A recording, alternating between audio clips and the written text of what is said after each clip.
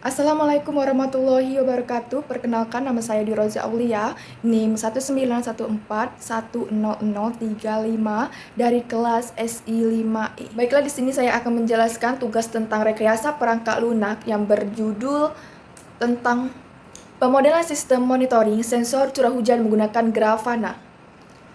Ke materinya, UKSW adalah sensor curah hujan yang dikembangkan oleh Pusat Studi Sistem Informasi, Pemodelan dan Mitigasi Tropis atau SIMITRO. Sensor curah hujan ini terdiri dari 3 bagian utama. Bagian paling luar adalah sensor curah hujan itu sendiri. Sensor ini berupa bak kecil yang dapat menampung air hujan dan menghitung seberapa deras intensitas hujan.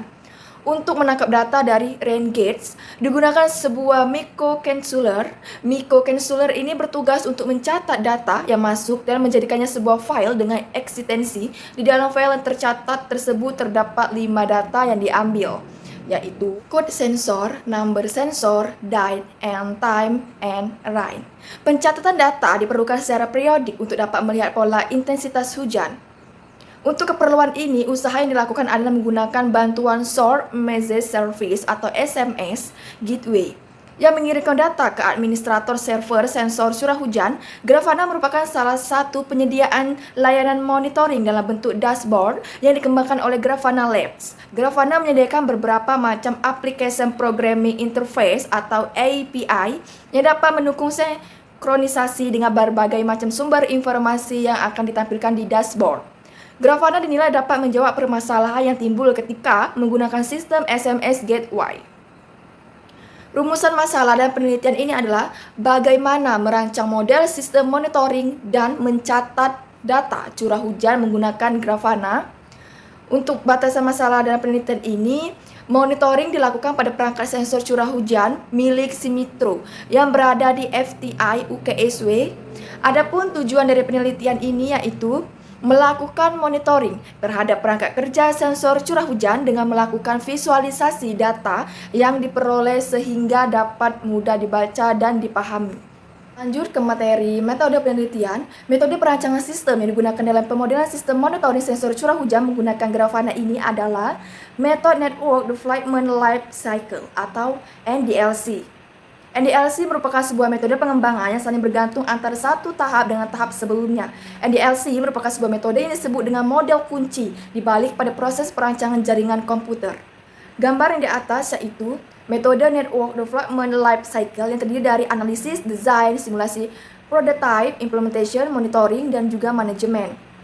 Tahapan yang pertama yaitu analisis. Dalam proses analisis ini dikumpulkan seluruh informasi yang berhubungan dengan kebutuhan pengembangan sistem. Berbagai pendekatan bisa digunakan seperti wawancara dengan pihak-pihak terkait melakukan survei terhadap kebutuhan sistem. Tahapan kedua ada desain. Dalam tahap ini diserancang sebuah desain jaringan interkoneksi yang akan dibangun.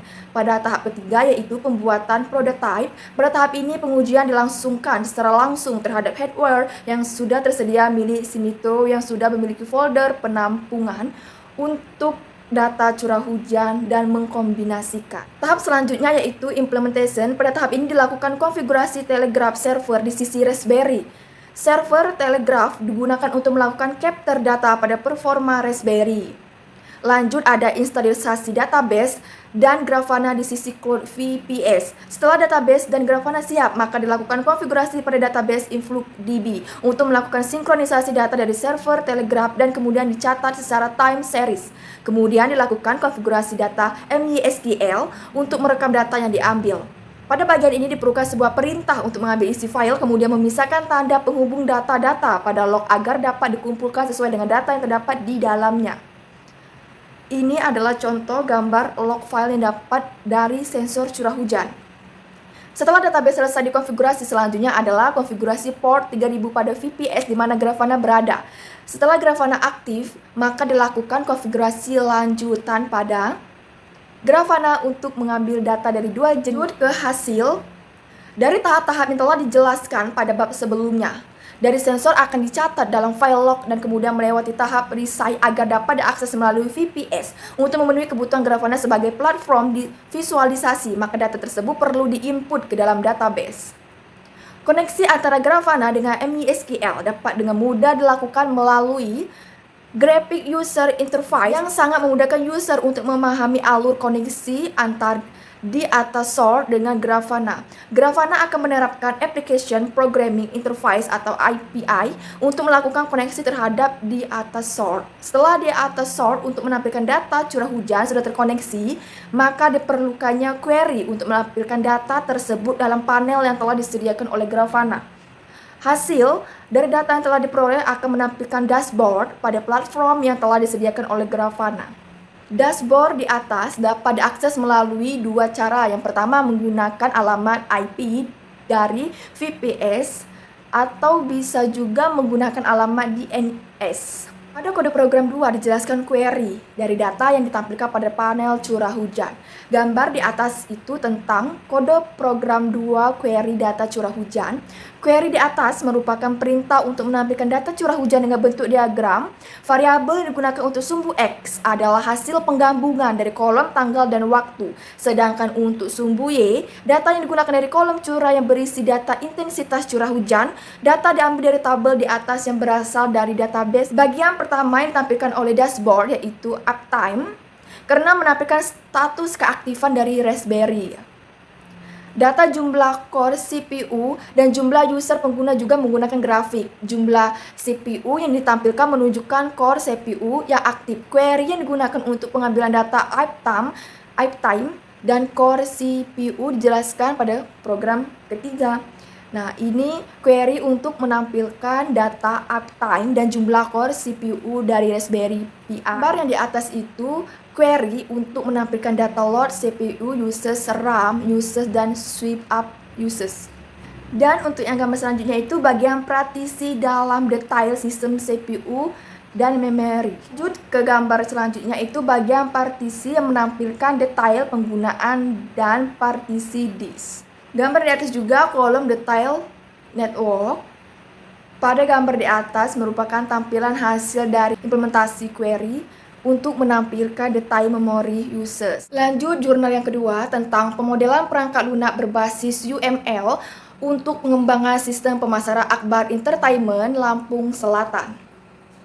Yang pertama itu teknologi informasi komputer saat ini sudah semakin pesat yang ditandai dengan adanya jaringan internet di segala penjuru dan dapat diakses dimanapun kita berada.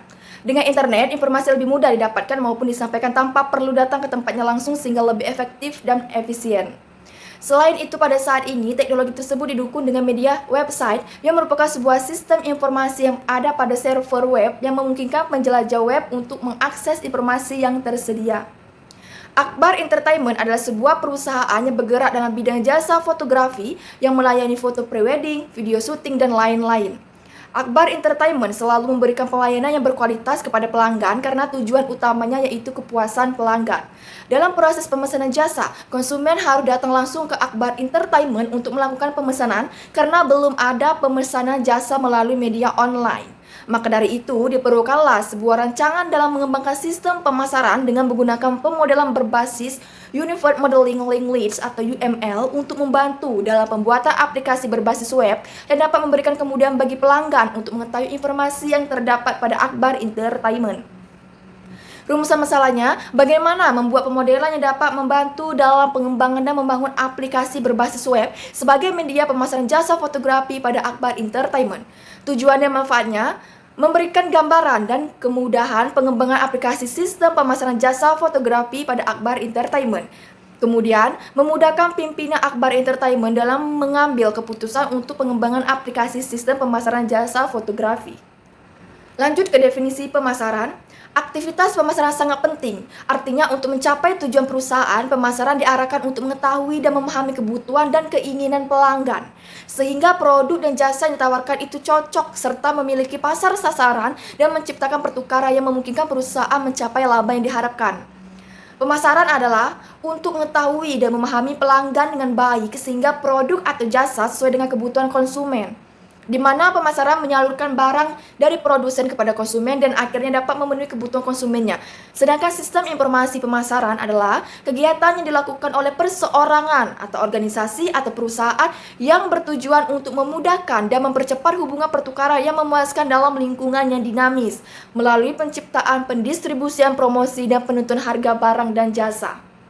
Unified Modeling Language atau UML adalah sebuah bahasa yang berdasar gambar untuk memvisualisasikan, menspesifikasikan, membangun dan pendokumentasian dari sebuah sistem pengembangan perangkat lunak berbasis objek. Unified Modeling Language atau UML bukanlah merupakan bahasa pemrograman, tetapi model-model yang tercipta berhubungan langsung dengan berbagai macam bahasa pemrograman, sehingga memungkinkan melakukan pemetaan langsung dari model-model yang dibuat seperti Java. UML tersusun atas sejumlah elemen grafis, membentuk 9 diagram. Dalam penelitian ini melakukan desain hanya 4 diagram, yaitu use case diagram, activity diagram, class diagram, and sequence diagram. Use case diagram ini menunjukkan fungsionalitas suatu sistem atau kelas dan bagaimana sistem ini berinteraksi dengan dunia luar. Use case diagram dapat digunakan untuk memperoleh kebutuhan sistem dan memenuhi bagaimana sistem seharusnya bekerja. Activity diagrams menggambarkan berbagai alir aktivitas dalam sistem yang sedang dirancang, bagaimana masing-masing alir berawal, keputusan mungkin terjadi, dan bagaimana suatu aktivitas berakhir. Class diagram adalah visualisasi kelas-kelas dari suatu sistem dan merupakan tipe diagram yang paling banyak dipakai. Diagram ini memperlihatkan hubungan antara kelas dan penjelasan detail tiap-tiap kelas dalam model desain dari model sistem. Kelas memiliki 3 area utama. Yang pertama itu ada nama yang berfungsi untuk memberikan identitas pada sebuah kelas. Ada juga atribut, fungsinya adalah untuk menunjukkan karakteristik pada data yang dimiliki suatu objek di dalam kelas. Dan ada operasi, fungsinya itu untuk memberikan sebuah fungsi ke sebuah objeknya. Lanjut ada sequence diagram, menggambarkan interaksi antar objek berupa pesan yang digambarkan terhadap waktu. Sequence diagram terdiri antar dimensi virtual atau waktu dan dimensi horizontal atau objek-objek yang terkait. Metode penelitian, metode pengumpulan informasi, metode pengumpulan data yang digunakan adalah observasi, merupakan metode pengumpulan data dengan cara melakukan pengamatan terhadap objek secara langsung, yaitu pada Akbar Entertainment menggunakan pemasaran jasa dan cara pemesanan. Yang kedua ada wawancara atau interview, wawancara langsung pada objek peneliti yang dalam hal ini adalah Bapak Siswoyo sebagai pemilik Akbar Entertainment. Dan ada perpustakaan, pengumpulan data dilakukan dengan cara mempelajari referensi dan penelitian yang terkait dengan sistem yang dibuat, yaitu cara memasarkan jasa dengan website sebagai media serta pemesanan jasa secara online. Metode pengembangan sistem. Metode yang digunakan untuk pengembangan sistem ini yaitu menggunakan metode Extreme Programming atau XP. Extreme Programming merupakan suatu pendekatan pengembang software yang digunakan untuk meningkatkan dan menyederhanakan suatu proyek agar menjadi lebih fleksibel. Gambar di atas yang terdiri dari communication, feedback, dan juga ada carrots dan simplicity. Kita bahas satu ya. Yang pertama ada communication. Extreme Programming berfokus bagaimana cara agar hubungan komunikasi antar anggota tim terjalin dengan baik. Yang kedua ada carrots. Setiap anggota tim harus selalu memiliki keberanian, keyakinan, serta integritas dalam melakukan tugasnya. Ketiga ada simplicity, lakukan semua dengan sederhana. Hal tersebut adalah salah satu nilai dari XP. Dan juga ada feedback, merupakan selalu feedback kepada sesama anggota tim maupun pihak-pihak lain yang terlibat dalam pengembangan perangkat lunak kerangka kerja XP. Gambar di atas terdiri dari planning, design, coding, testing. Kita akan bahas planning. Pada planning berfokus untuk mendapatkan gambaran fitur dan fungsi dari perangkat lunak yang akan dibangun. Aktivitas planning dimulai dengan membuat kumpulan gambar atau cerita yang telah diberikan oleh klien yang akan menjadi gambaran dasar dari perangkat lunak tersebut. Ada juga desain. Aktivitas desain dalam pengembangan aplikasi ini bertujuan untuk mengatur pola logika dalam sistem. Sebuah desain aplikasi yang baik adalah desain yang dapat mengurangi ketergantungan antar setiap proses pada sebuah sistem. Dan juga ada coding. Setelah menyelesaikan gambaran dasar perangkat lunak dan menyelesaikan desain untuk aplikasi secara keseluruhan, XP lebih merekomendasikan tim untuk membuat modul unit tes terlebih dahulu yang bertujuan untuk melakukan uji coba setiap cerita dan gambaran yang diberikan oleh klien. Setelah berbagai unit tes selesai dibangun, tim barulah melanjutkan aktivitasnya ke penulisan coding aplikasi. Dan yang terakhir ada testing. Walaupun tahap uji coba sudah dilakukan pada tahap coding, SP juga akan melakukan pengujian sistem yang sudah sempurna. Pada tahap coding, SP akan terus mengecek dan memperbaiki semua masalah yang terjadi walaupun hanya masalah kecil. Hasil penelitian, analisis kebutuhan sistem. Tujuan dari tahap analisis adalah memahami dengan sesungguhnya kebutuhan dari sistem yang baru dan mengembangkan sebuah sistem yang memadai kebutuhan atau memutuskan bahwa pengembangan sistem yang baru tidak dibutuhkan dalam analisis yang dilakukan pada Akbar Entertainment. Ada berbagai macam kebutuhan yang diinginkan oleh Akbar Entertainment, yaitu kebutuhan perusahaan dan kebutuhan konsumen. Untuk kebutuhan perusahaan, dengan adanya website ini diharapkan dapat memperluas pemasaran dan website ini dapat digunakan sebagai sarana untuk menyediakan berbagai macam informasi produk yang berguna bagi konsumen. Website yang akan dibuat adalah website yang dinamis sehingga Akbar Entertainment dapat mengupdate produk dan informasi setiap saat dengan mudah. Sedangkan kebutuhan konsumen itu dapat dengan mudah mendapatkan informasi mengenai produk dan paket yang tersedia pada website Akbar Entertainment dengan mengakses website tersebut. Dan juga melalui website ini pula konsumen yang jauh dari Akbar Entertainment juga dapat memperoleh informasi dengan mudah. Berikut ini adalah bagian dari diagram use case diagram, activity diagram, class diagram, and sequence diagram. Yang pertama itu ada rancangan use case. Rancangan use case merupakan gambaran fungsionalitas dari sebuah sistem, sehingga customer atau pengguna sistem dapat mengerti mengenai kegunaan sistem yang akan dibangun. Lanjut ke gambar rancangan activity diagram.